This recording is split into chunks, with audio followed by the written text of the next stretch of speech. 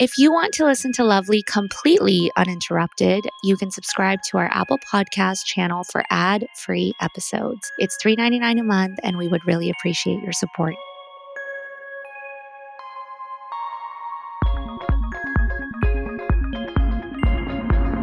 Hello, hello. Welcome back to Lovely, and happy Friday. I kind of want to get right into today's episode because I think it is going to be very informative, very exciting, and something that you will definitely be able to relate to. So today's pit stop is going to be on pleasure, intimacy, and all things we didn't really grow up talking about, especially if you come from an immigrant household, a religious home, or honestly, just like any home where sex was a taboo topic or something that was whispered or joked about but never really explored. And that's why I'm also really excited for today's guest. Her name is Danielle Bezalel, aka DB. So if you see me interchanging between Danielle and DB, we still have the same person here. But she is the creator, executive producer, and host of her own podcast called Sex Ed with DB. Your favorite sex educator and pleasure expert, and your favorite voice behind Sex Ed with DB, of course. The podcast where we take smart, science-backed sex ed and make it sexy, make it fun. If you know the show, you're going to be aware how, it is the gold standard for like smart, science-backed, inclusive sex ed talk. And what I do like is that the conversations aren't just about sex as an act, but the systems underneath sex and identity and culture and shame and consent and body image, all of those things that really shape up how we show up when it comes to intimacy.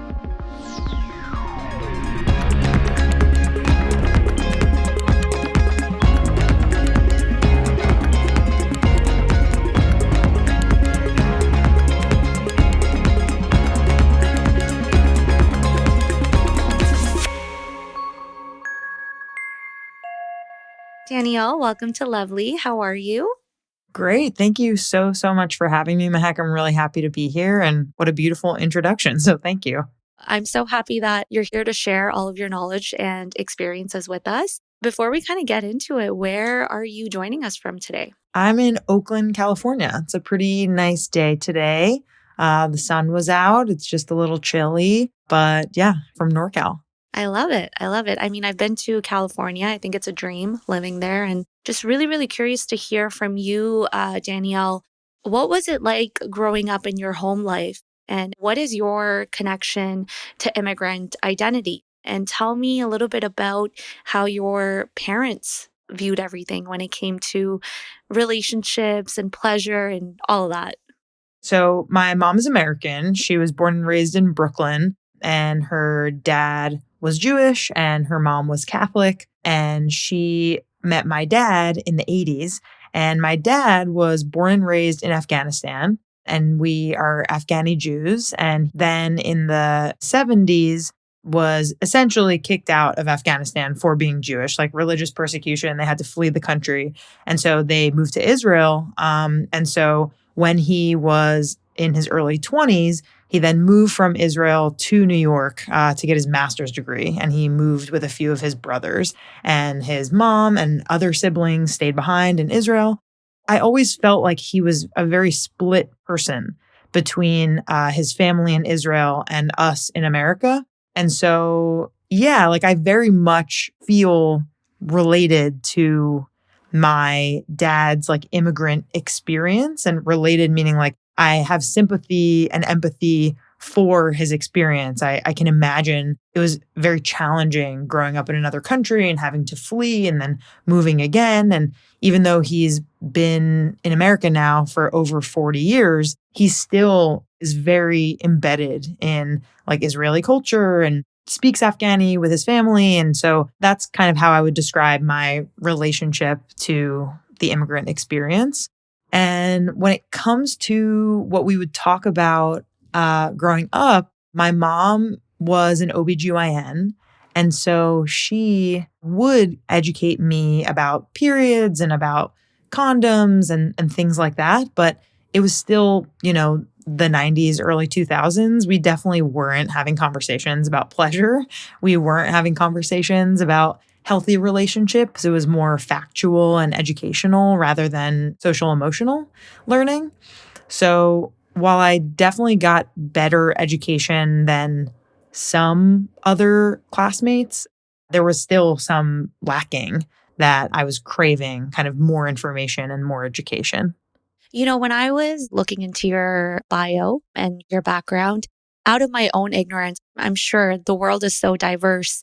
You can have all different sorts of people merging and coming together. But I found out that it is common to have Afghani folks that are Jewish, right? I just don't think it's as mainstream, so we're not aware of it. And I think your mom being an OBGYN, I'm 33. I don't have one. What do you think is like an age where you would advise people to have one or to go to one? Basically, like before you start becoming sexually active, even is recommended as like a teen to have your own relationship with a gynecologist so that the gynecologist can chat with you without your parents in the room, say you're 14, 15, 16 years old, about different options such as birth control and safe sex and what your periods look like and really understanding you as a young person, like what are my options and what kind of relationship do I want to have with my doctor? That's when it's recommended to kind of start going to a gynecologist. When it comes to being in your 30s, I'll also be 33 in a few weeks. And so I think it is important to have like a yearly checkup with your gynecologist, depending on the protocol. I think the current protocol is either between I think it's like 3 years, every 3 years for a pap smear. So to make sure that you aren't at risk for cervical cancer and that your pap comes back normal, those are really important appointments to make. So yeah, I think starting in your teens is when I would recommend it.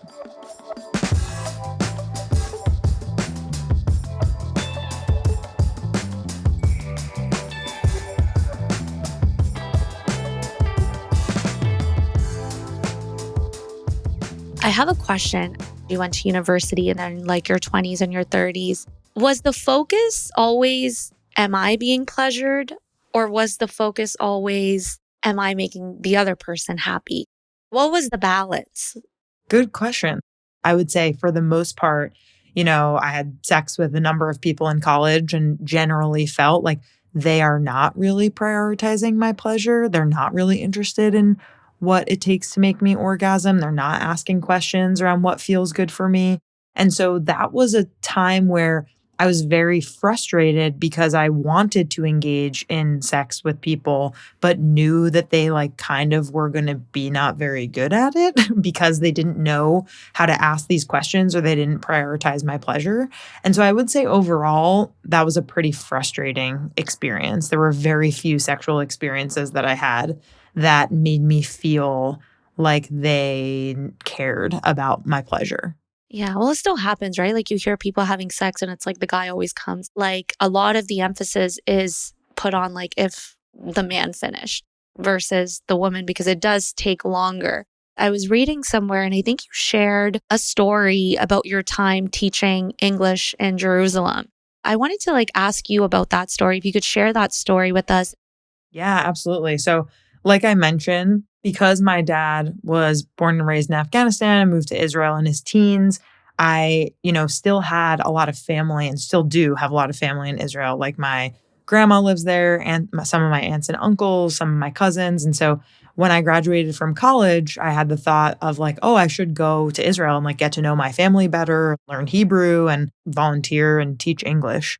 I think like it is important for me to know, like I would not make that decision again. I think like knowing what we know now about the Israeli government and Israeli politics, that's not a choice I would make again. And this was also 10 years ago. And to me, like under, a different circumstance of me, like having just graduated from college and not being as aware as I wish that I was about the atrocities that are going on there against Palestinian people. So that's important for me to name. But this is a part of my story. So I can't just pretend that it's not. So yeah, long story short, I ended up teaching English in Israel for a year.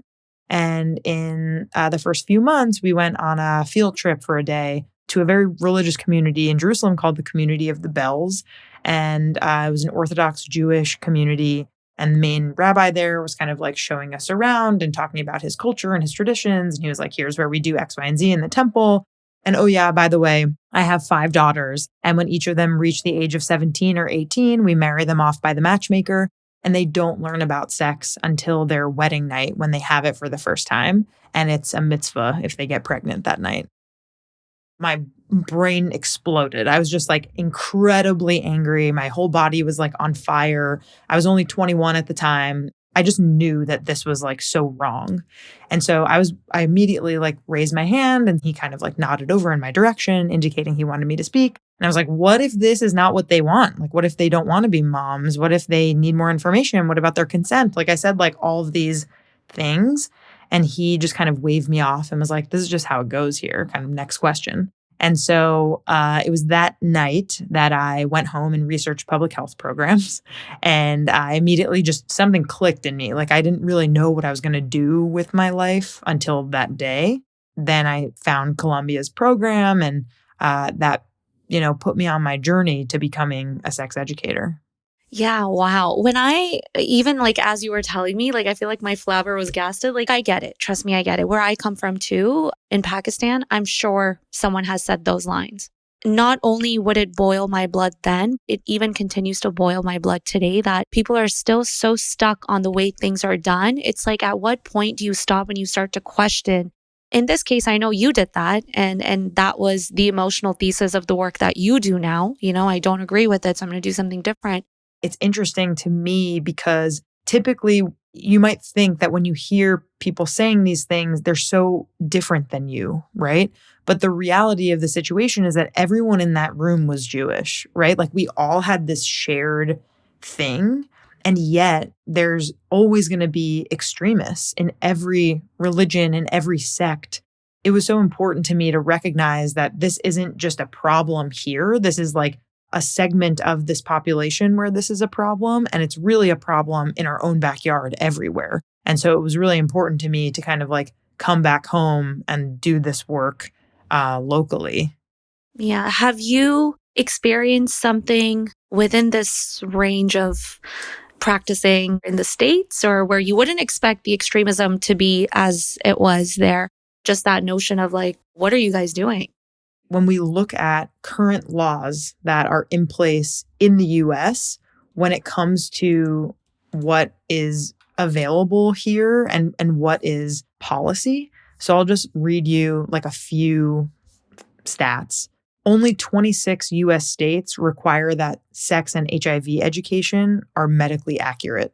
The inverse of that is that 24 states don't require that sex and HIV education is medically accurate. And therefore, if you're not enforcing that, then allows or normalizes teachers to shame people in their classrooms, to spread lies and misinformation and disinformation. Also, we have 7 US states that require instruction that portrays sexualities other than heterosexuality and gender identities other than cisgender as shameful, unacceptable, or illegal. They're saying we are completely trying to eradicate anything other than homosexuality and cisgender ideology, which is incredibly harmful. So, again, what are these young people to think who are queer growing up in these states if they're being told that they are illegal just by existing? It's extremely damaging. Then, I feel like we're so quick to question someone, like if they've done something wrong, right? Their action is wrong. We immediately place the blame on okay, you did something wrong. But what was the nucleus of it, right? Why are you doing what you did? And I feel like all these other factors where you're basically telling them you're doing something wrong, you're not a good person, or I think quote unquote, you said just you existing is illegal. That's very damaging. A lack of knowledge when it comes to sex ed and consent and all of those things, that also has a lot of implications on people's moods and the way they react to things. And again, mental health, right?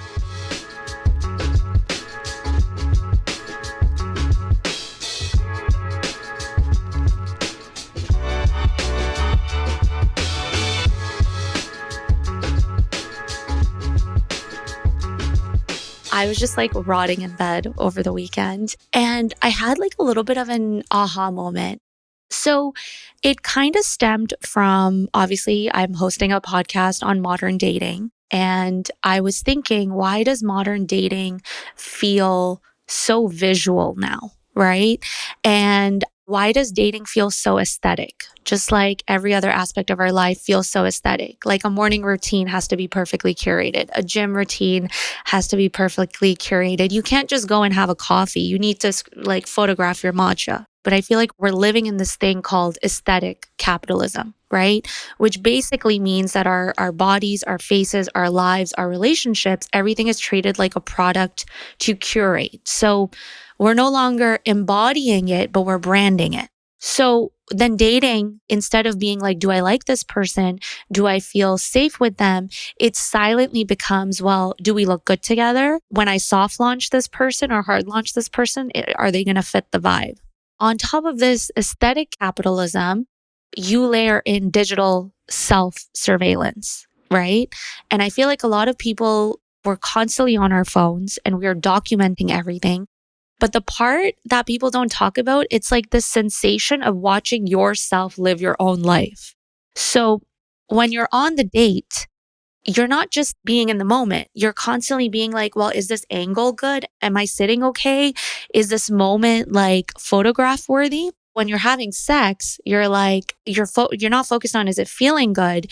Or am I living in my body experiencing this? Is like, again, is this angle okay? Body image things, all of it. And I think it's because we're so conditioned to experience our own bodies from the outside instead of from the inside. It's like the split feeling. So where I'm trying to like bring it all together, and I also think it intersects with identity, that surveillance part is so embedded as we were growing up, like family surveillance, community surveillance, reputation surveillance. Like it matters more to how we're being seen than how if we're being understood.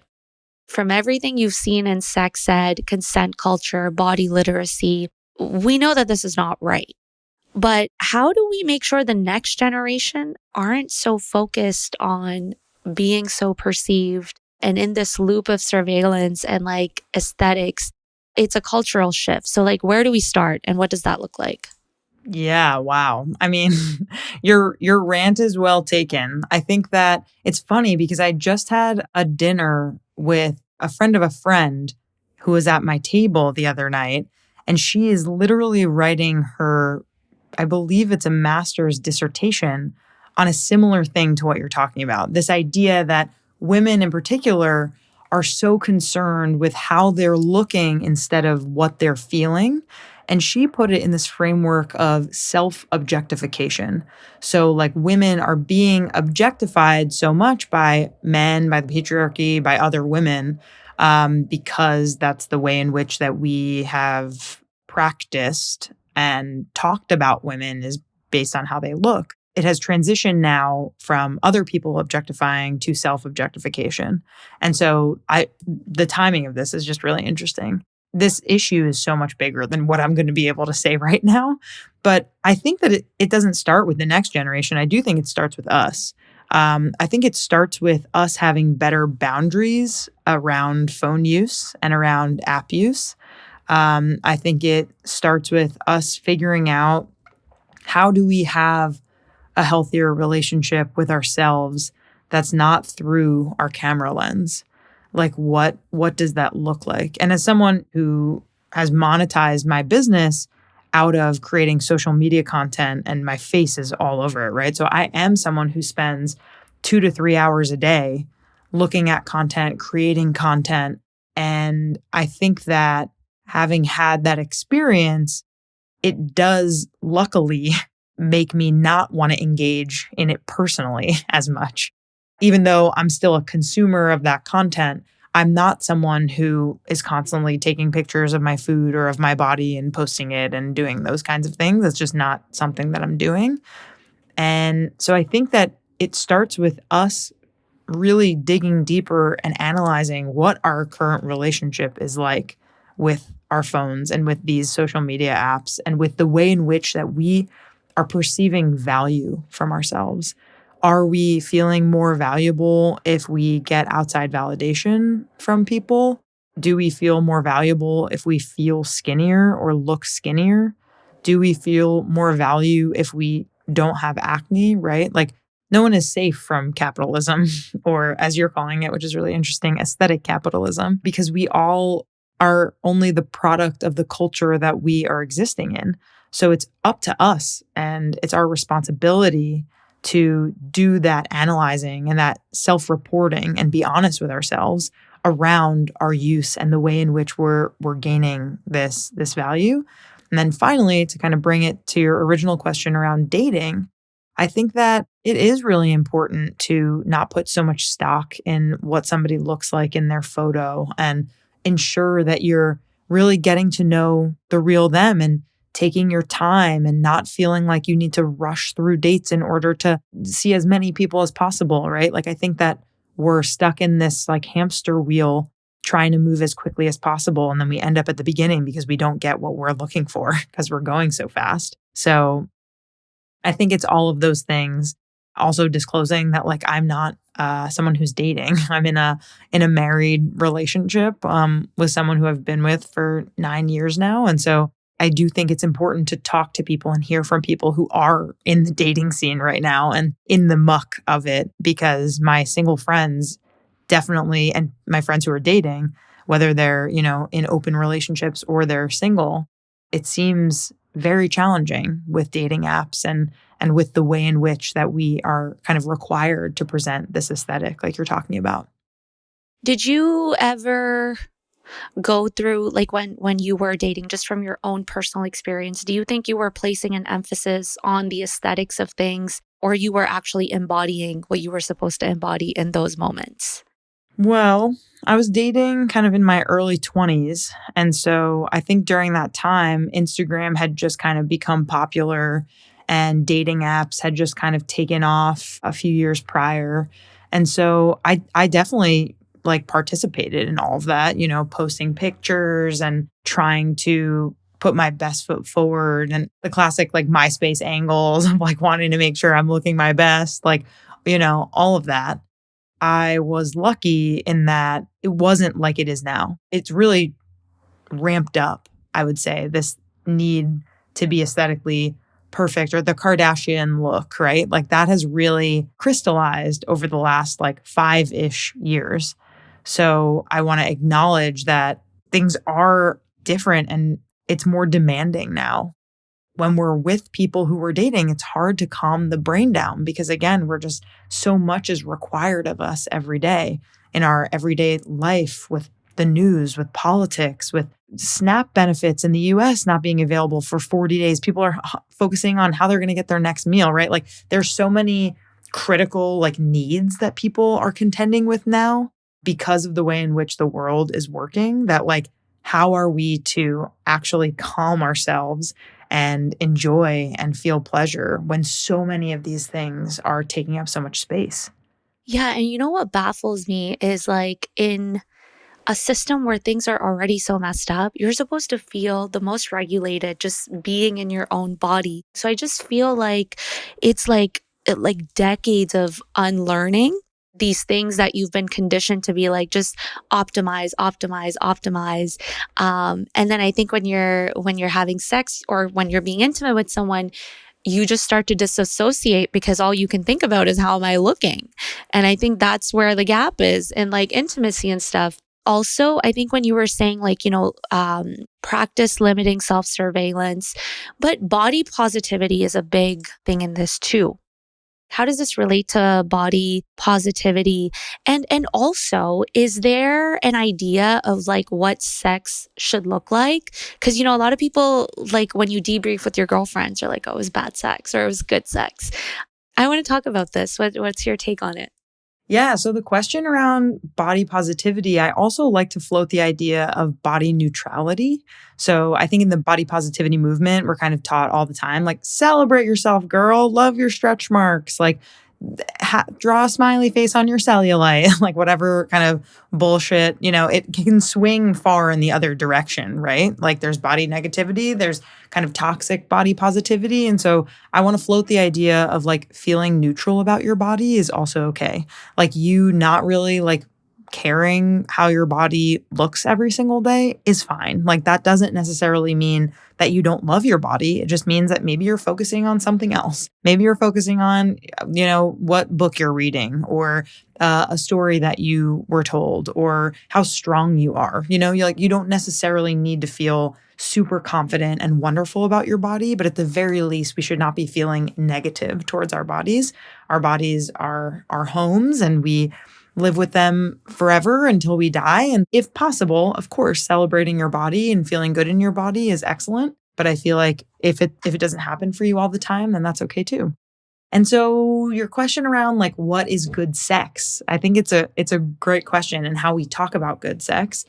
Dr. Emily Nagoski, who wrote Come As You Are, in addition to a few other books, she's a sex educator and a PhD, and she talks about pleasure as the measure. The measure. It is not how often you have sex or who you have it with or where you do it or in what positions or even how many orgasms you have. It's just whether or not you like the sex you are having.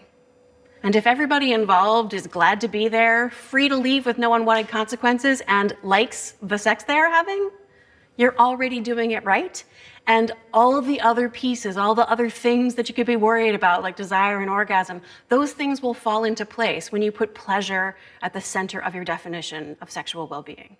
So instead of focusing on if you're doing something right or if they did something right, like really slowing down and thinking if you and your partner are both feeling pleasure, that is the best way that you can measure a positive sexual experience. If you're having fun, if it's playful, if it's silly, if it's meaningful, like whatever it means to you to have an engaging sexual encounter, that is the measure of good sex. And what good sex looks like for me could look very different from what it looks like for you and from our friends and from our parents and all of these things, right? Like all of us have a different idea as to what good sex looks like. And finally, I will say though, like when it comes to orgasms and pleasure, women and people with vulvas are essentially taught from a young age that their pleasure doesn't matter, that they shouldn't be asking for what they want in bed, that they should be more ladylike, like whatever the kind of stereotypes are. And I want to encourage people, no matter of your gender identity, especially if you're a woman, it's really important for you to get to know what feels good for you alone without a partner so that you're able to teach your partner what feels good, whether it's putting a hand in a certain place or using a certain kind of toy, if there's oral involved, like whatever that means. It is really critical that you get to know that in your own body first so that you're able to share that with a future partner. What would be a feeling versus a fact? Because I think a lot of us take feelings and think this is a fact. So for example, libido in women comes up a lot. And sometimes if you say like, oh, like I'm having a low libido, it's often labeled as a feeling like, oh, maybe like you're not attracted enough, or you're not like horny enough or whatever it is. The fact could be that it's sometimes hormones or stress or meds or sleep. So what are maybe some other examples to help people become more aware that you might not be the problem? Like there's probably something underlying that you could do to get it checked out, to fix it and enhance whatever you're going through or feeling. Yeah, that was a great example also. I really liked what you just said about libido, the fact versus the feeling. So I think that was an excellent one. I also think when we talk about pain during sex, right? Like I talked about that when I lost my virginity. And I think there's a recent stat that I just read that up to 40% of women experience painful intercourse at some point in their lifetime, right? And this could be from postpartum, this could be on certain medications. If you're on antidepressants or birth control, that can impact your self-lubrication. This could be in perimenopause or menopause, or it could just be because you have a condition like dyspareunia or vulvodynia or something that impacts the way that you have sex in a painful way. And so the feeling is that, of course, like it's painful, right? The fact is that it's common. Like many people experience it. Almost half of women experience it at some point in their life. And if I were to guess, it's probably underreported because there's a lot of shame and there's a lot of, oh, I don't want to share this with my doctor. This shouldn't be happening, right? Like it's okay if this has been something that you've experienced. And the fact also is, how much lube are you using? Like, are you taking your time? If something hurts, are you stopping? Are you going to pelvic floor physical therapy? Have you talked to your gynecologist? Are you able to switch your meds? Like, it's so complex. And we really, in our culture, especially in the US, I'm not sure if it's exactly the same in Canada, we really want a little pill for everything to fix everything right away. And the reality is, it's not like that. Like, there are so many, it's multifactorial. There are so many different things that are involved in sex and attraction and pleasure. And, again, so many things that are going on in our world. If you get let go from your job, like you're not going to be in the best mood all the time, right? Like there's so many things that we're dealing with. And so I would say, like, my advice when it comes to thinking about these kinds of stories that we tell ourselves is to think about the fuller picture and recognize that it takes time to figure out how to best approach things. Yeah. Out of curiosity, like, what do you wish more women knew about their sex drive or libido? Yeah, so I think this is more a question around the type of desire frameworks that men and women are socialized to have.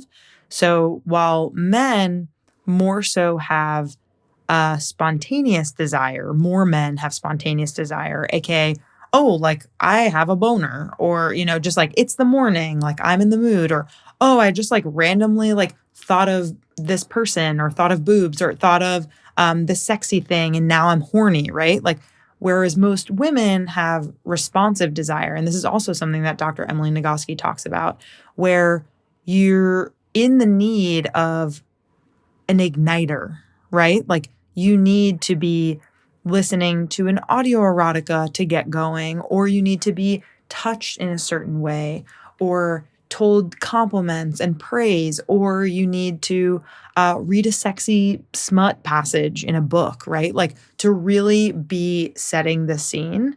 And so that's an important framework distinction, as well as the fact that it can take women up to 20 minutes to be aroused enough to reach orgasm, whereas for men, it's closer to 5 to 10 minutes. And so all of this is information to say that women are not really socialized to want sex in the same way that men do, but it doesn't mean that they don't want it. It just means that they need a different trigger in order to get sexually aroused. The way men operate with sex is like instant noodles, but like we want Exactly. like we want ramen from the restaurant. It Right. takes time. That broth, it could take hours for the broth. Exactly. The toppings.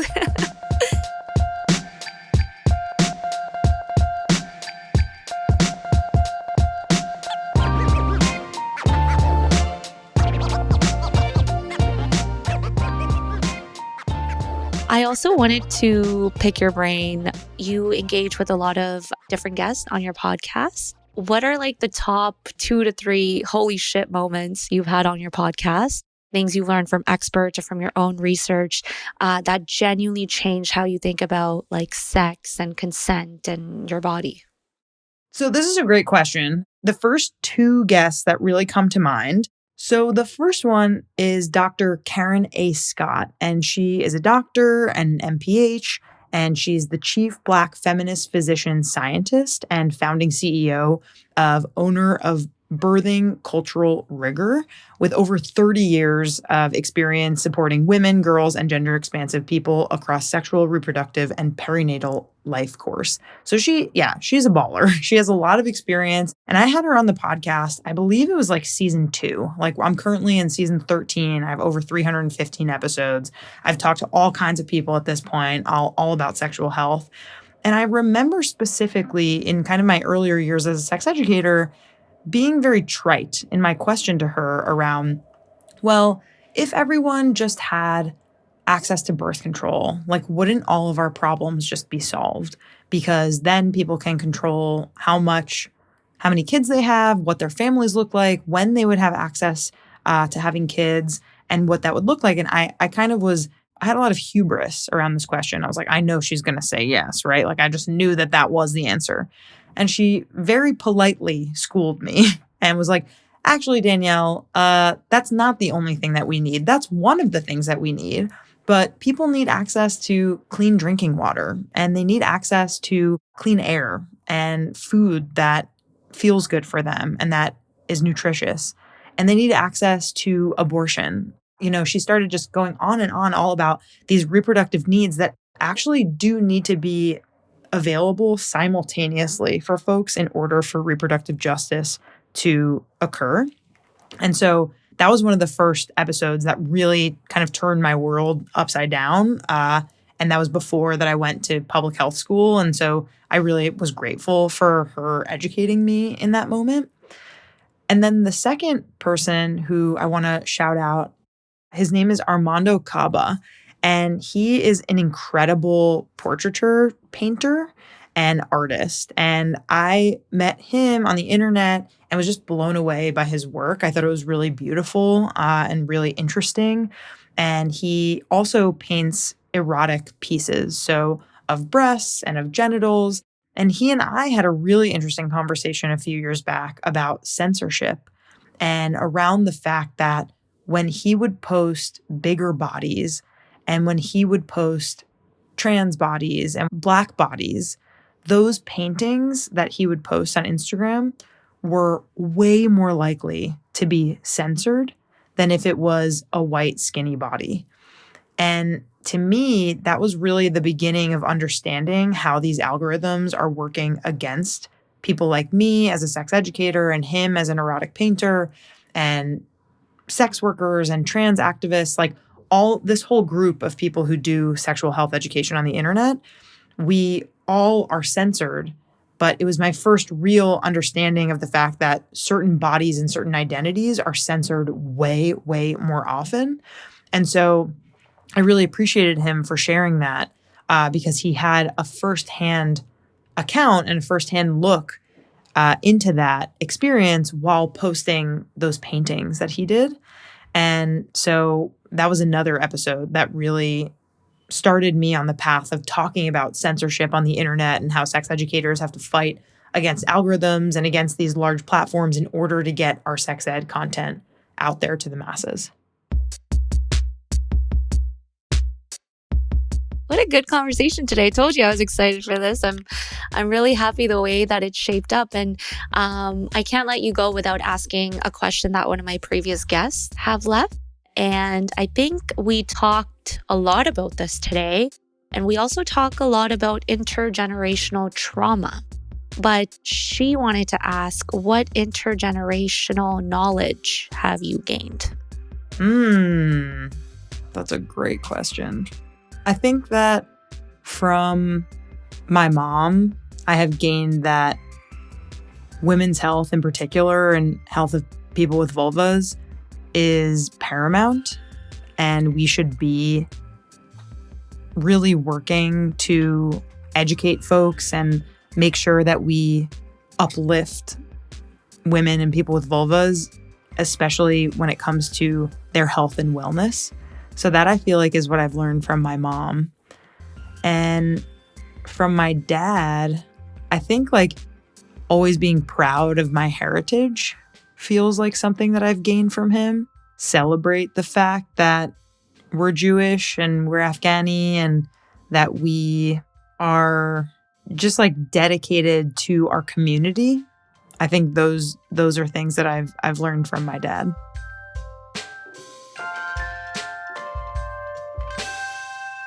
Okay, and then I'm going to put you in the hot seat. What question do you have for my next guest? Sure. So for your next guest, I would love to ask them, what is one thing that they're consistently doing for themselves right now to give themselves pleasure? I like that. And that you could get so many different variety of answers for that. So I'm really curious to hear that one.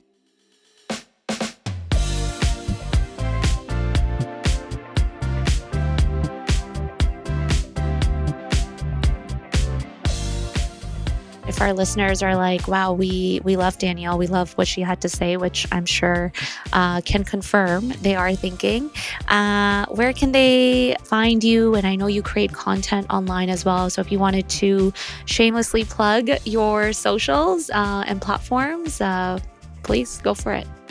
Absolutely. Well, thank you again, Mehak, for having me on. This has been really, really fantastic. And yeah, if you have enjoyed some of the stuff that I've been talking about, you can listen to my podcast, Sex Ed with DB, wherever you get your podcasts. You can follow us on Instagram at Sex Ed with DB Podcast and on TikTok at Sex Ed with DB. And if you want to check out some of the free guides and other resources and education that I have on my website, you can go to sexedwithdb.com. Thank you for that, Danielle. Yeah, thank you so much for having me. For those that are listening, I hope you enjoyed the conversation. And, I've recently been using this phrase a lot. It's very therapist coded, but you have to name the dragon so you know it's hurting you. And I think today we actually did that. Like we talked about the ecosystems, the pressures, all the different outliers that are shaping us before we even step into intimacy. I'm definitely going to apply limiting self-surveillance. It's tough for me too because I create content as well, and I have to see my face plastered on all of my social media. But like also moving away of this being body neutral is something that I really, really am going to focus on, because I think what that made me realize is you don't have to be on the extreme side. It doesn't need to be like, I hate my body. It doesn't need to be, I overly love my body. It's just, it's my body. I exist. And there's other things that have more meaning in life.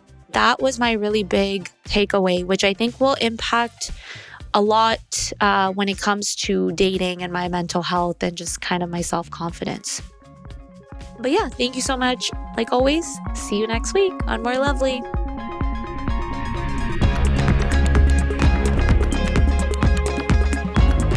Lovely is an Immigrantly media production. This episode was produced by Sadia Khan and Shay Yu, written by me, Mehak. Theme music, sound design, and editing by Lou Raskin. Other music is by Epidemic Sound, and tune in every Friday for More Lovely.